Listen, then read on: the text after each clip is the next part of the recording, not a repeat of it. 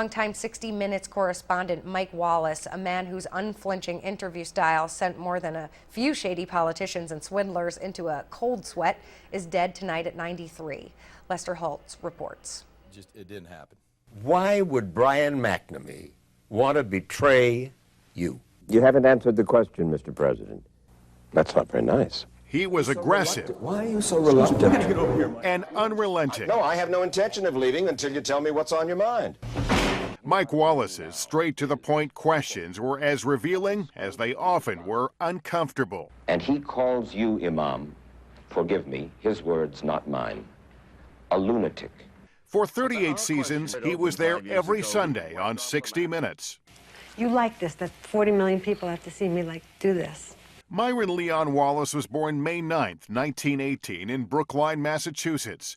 He joined CBS in the 50s, doing both news and entertainment.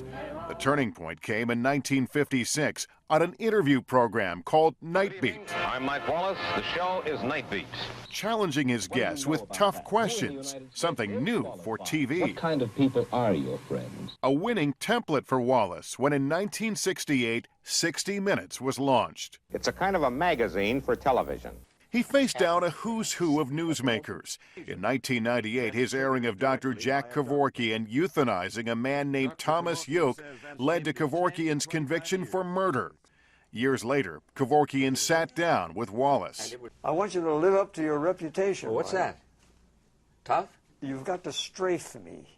Wallace said his personal low point was in 1982 when a $120 million libel suit was filed by retired General William Westmoreland over a documentary in which Wallace claimed the Vietnam War commander had misled the public about progress in the war.